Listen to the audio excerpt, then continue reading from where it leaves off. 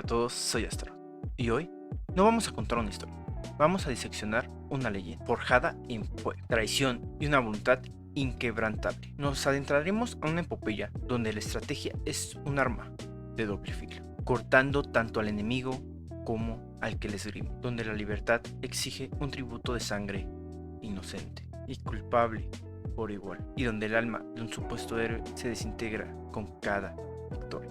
Esta no es una crónica de héroes impolutos o de villanos unidireccionales. Es el eco del grito de un príncipe desterrado, de un joven que, armado solo con su intelecto y un poder maldito, se atrevió a desafiar al imperio más grande del mundo, no desde un pedestal, sino desde las sombras más profundas de la conspiración. Prepárense para conocer a Lelouch by Britannia. Empecemos.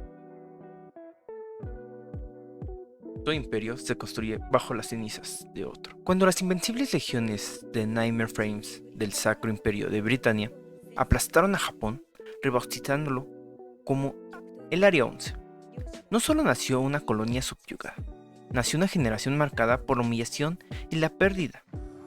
Jóvenes despojados de su nombre, su cultura, su futuro. En el corazón de esa tormenta, un niño, Lelouch Lempereur, antes Lelouch by Britannia, príncipe exiliado, es testigo directo de la crueldad imperial, del desprecio absoluto por la vida y la dignidad. Ve a su alrededor el miedo, la injusticia, la arrogancia de los conquistadores.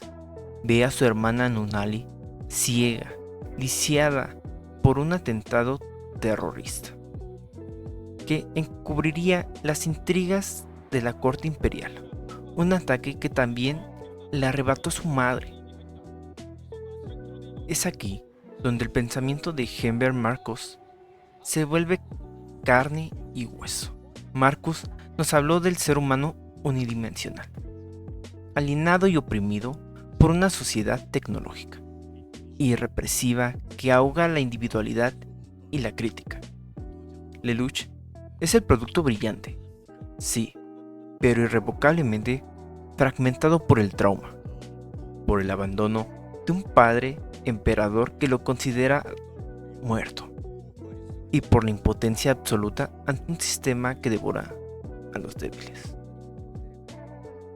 En ese cristal de dolor, bajo la mirada vacía de su hermana, Lelouch jura venganza, destruir Britannia, un juramento susurrado con la ferocidad de un alma herida. Años después, cuando un encuentro fortuito con una misteriosa mujer de cabello verde le otorga el poder absoluto sobre la voluntad de otros, el Geass. El mundo no gana un salvador, gana algo mucho más peligroso y complejo, una contradicción andante, un idealista que anhela un mundo amable para Nunnally, pero que para lograrlo se enfundará la máscara y los métodos de un tirano implacable. Te otorgo el poder del rey, te condenará al aislamiento. Las palabras de CC resuenan como una profecía, y entonces el mandato obedece mis órdenes, tan simple, tan absoluto. Ese es el inicio del descenso. El Geass no es un simple don, es una herramienta que se usa a voluntad. Es una maldición que se alimenta del deseo, que materializa el anhelo más profundo del control de su portador, pero también sus impulsos más oscuros. El psicoanalista Otto Rank exploró profundamente el conflicto inherente entre el deseo de independencia y la afirmación del yo, y la culpa paralizante que surge al ejercer poder y voluntad sobre otros, separándose así de la colectividad o de figuras de autoridad. Lelouch es la encarnación de esta lucha. Anhela la autonomía para sí mismo y para Japón, pero cada vez que su ojo izquierdo brilla con ese sigilo carmesí, cada vez que doblega una voluntad ajena, no solo manipula a otros, se manipula a sí mismo. Se convence de que es necesario, de que el fin justifica los medios, pero la culpa, aunque reprimida, se acumula como un veneno lento. El poder absoluto corrompe absolutamente, o eso dicen. El Geass lo aísla, lo transforma Cada orden impartida, cada vida torcida por su mandato, es un ladrillo más en el muro que lo separa de su yo anterior, de la empatía que aún lucha por sobrevivir en él. Lo acerca peligrosamente a la imagen de aquellos quienes juró destruir, seres que imponen su voluntad sin considerar el coste humano.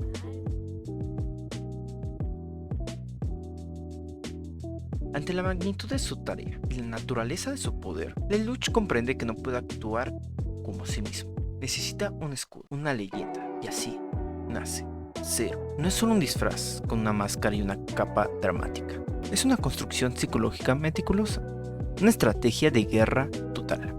El psicoanalista Donald Winnicott introdujo el concepto del falso self, una fachada un individuo construye para interactuar con el mundo y proteger un verdadero self, más vulnerable del daño o del vacío existencial. Zero es el falso self de Lelouch, elevando a la categoría de mito. Bajo esa enigmática máscara de Zero, Lelouch encuentra un refugio. Le permite tomar decisiones despiadadas, enviar hombres a la muerte, manipular naciones enteras, sin que el peso recaiga directamente sobre Lemproch. El estudiante, el hermano, le da libertad de actuar sin miedo a las consecuencias personales inmediatas. Pero este refugio también es una prisión dorada. Cuanto más éxito tiene Zero, cuanto más la gente deposita sus esperanzas en este símbolo de rebelión, menos puede Lelouch volver atrás. Ya no es solo un estudiante que lidera una célula terrorista, es la personificación de la resistencia japonesa. Y como nos recordaría Jean Baudrillard, en un mundo saturado de imágenes y representaciones, los símbolos pueden adquirir una vida propia, volviéndose más reales e influyentes que la realidad que originalmente representaban. Zero, el Mesías enmascarado, el estratega infalible, comienza a devorar la identidad de Lelouch, el joven atormentado. El papel se convierte en el actor.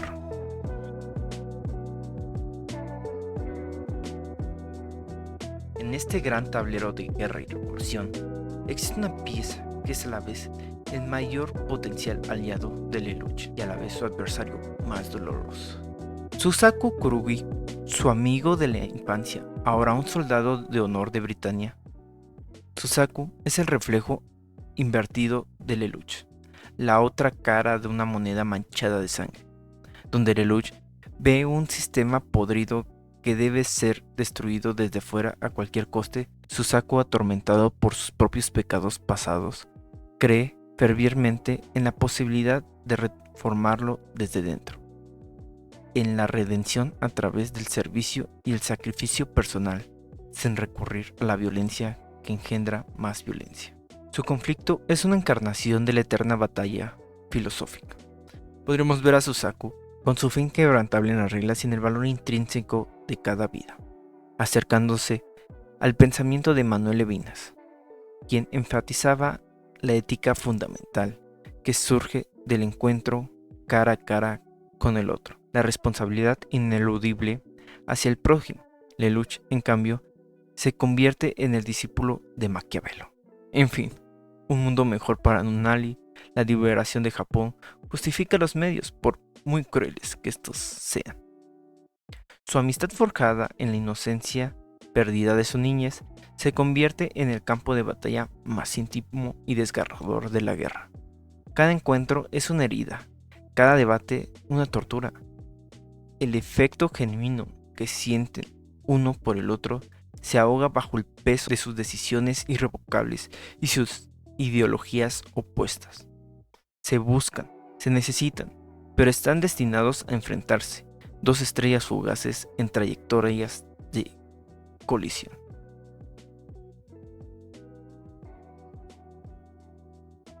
Hay momentos en la historia, en la vida de un hombre, que marcan el punto de no retorno. Un instante en que la tragedia se vuelve tan absoluta, tan visceral, que el alma misma parece fracturarse. Para Lelouch y para el alma de Code Geass, ese momento es la masacre de la zona administrativa especial. Eufemia Lilbritannia, la medio hermana de Lelouch, un alma noble, un símbolo de paz genuina, de reconciliación y esperanza en un mundo consumido por el odio. Su propuesta de crear una zona donde Elevance y Britannia pudieran coexistir era un faro de luz, una amenaza directa al absolutismo de Zero, pero también quizá una respuesta a las plegarias silenciosas del propio Lelouch.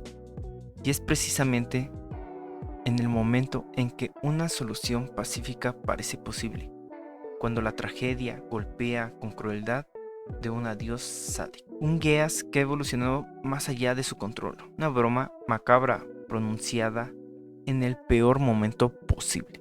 Transforma a la princesa de la paz en un ángel de la muerte. La masacre que sigue es una de las escenas más desgarradoras y difíciles de presenciar en la historia del anime. Y Lelouch, el artífice involuntario de este horror, debe tomar una decisión imposible, con el rostro de su hermana cubierto por la sangre de inocentes, con su sueño de paz convertido en una pesadilla. Debe actuar, debe reclamar la masacre como propia, asesinar a Eufemia y convertirse en el monstruo que el mundo necesita odiar para, paradójicamente, seguir adelante con su plan de un mundo mejor. Aquí, la filosofía existencialista de Jean-Paul Sartre resuena con una potencia bruta. Estamos condenados a ser libres. Lelouch es libre de elegir, pero cada elección es una herida, una renuncia, una mancha en su alma. No hay opciones buenas, solo el abismo de la responsabilidad por actos que, en parte, escapan de su control, pero cuyas consecuencias debe asumir plenamente. La muerte de Eufemia es el pecado original, del cual Lelouch nunca podrá redimirse, solo quizás expiarlo. La masacre de la zona especial es la chispa que enciende la conflagración final de la primera temporada, cuando todo el elaborado edificio de planes y engaños de Lelouch colapsa sobre sí mismo. Cuando el caos y la traición consumen todo lo que tanto esfuerzo construyó. No vemos la caída de un villano calculador, vemos la caída de un ser llevado al límite, aplastado. El precio de haber querido cambiar el mundo sin confrontar plenamente las sombras dentro de sí mismo se vuelve evidente. Es el triunfo de lo que Carl Jung denominó como la sombra. Esa parte de nuestra psique que contiene nuestros instintos reprimidos, nuestras debilidades, nuestros impulsos más oscuros. Lelouch es su obsesión por el control extremo y la estrategia. Quizás ignoró o subestimó la rebelión interna, la fatiga moral, el desgaste emocional, y esa sombra, al no ser integrada y reconocida, termina por desbordarse, gobernando sus acciones en los momentos de mayor crisis, llevándolo a errores fatales y una vulnerabilidad que sus enemigos no tardan en explotar. El héroe enmascarado es desenmascarado. El titiritero se encuentra con los hilos cortados. La mente brillante se ve superada por la cruda emoción y la amarga ironía del destino. Su caída no es gloriosa, es patética y profundamente humana. El testimonio de un alma que inspiró a las estrellas, pero fue arrastrada de vuelta al lodo por la gravedad de sus propios errores y la fragilidad de sus lazos.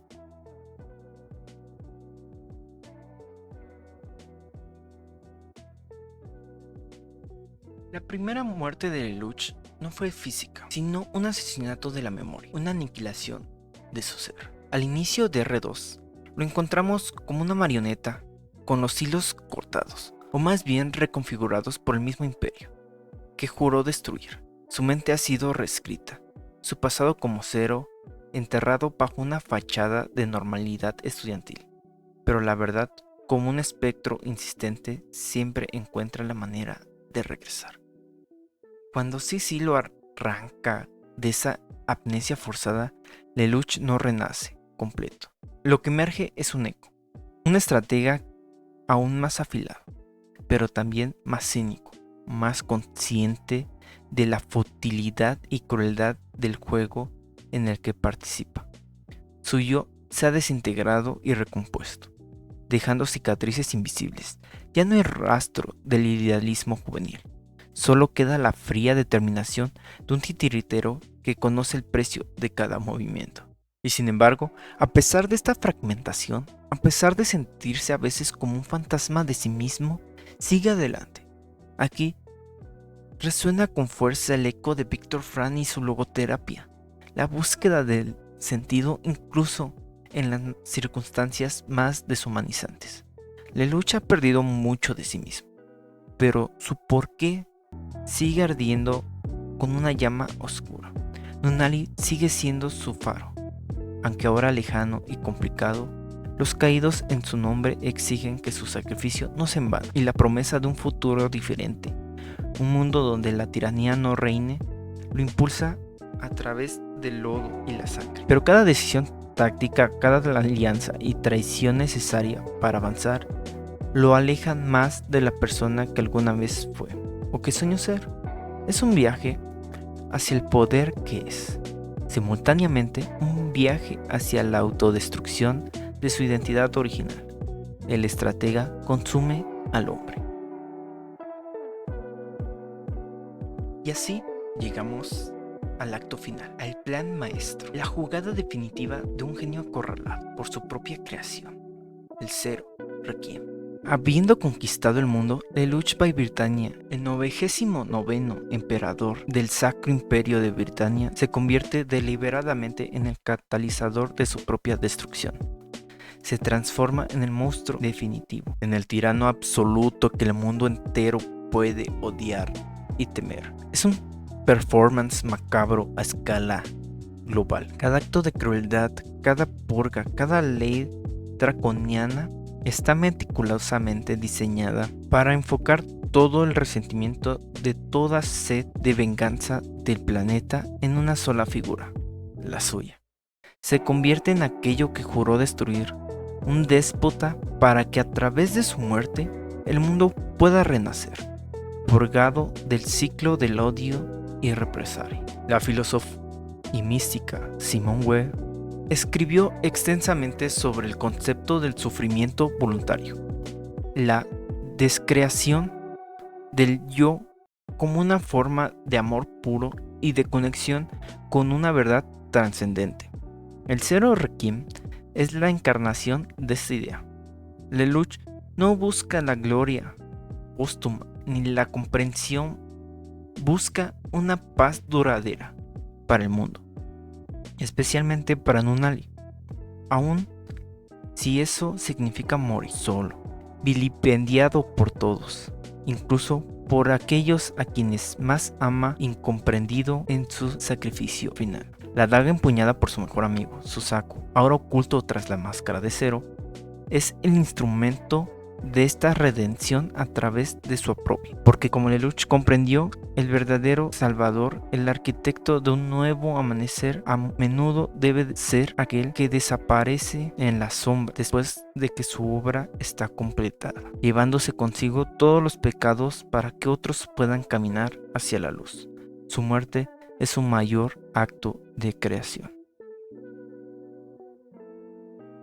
Code Geass, la historia de Lelouch by Britannia, es una espiral de poder, sacrificio y una soledad casi insondable. Nos confronta con preguntas incómodas. ¿El fin justifica los medios? ¿Es posible crear un mundo amable a través de métodos crueles? ¿Y qué precio estamos dispuestos a pagar o hacer pagar a otros por la libertad o por la visión de un mundo mejor? Lelouch eligió cargar con el odio de todo el mundo para destruirlo, y con él el ciclo de violencia, un mesías oscuro, un rey demonio cuyo mayor acto de amor fue su propia inmolación pública. Ahora te pregunto, ¿qué estarías tú dispuesto a sacrificar? ¿Qué máscara te pondrías para mejorar tu realidad. Déjame tus reflexiones en los comentarios. Comparte este análisis si te ha hecho cuestionar la naturaleza del poder y del heroísmo. Y sígueme para más inmersiones de historias que nos confrontan con nuestra propia sombra y nuestra propia luz. Soy Astaroth y nos vemos en un próximo video.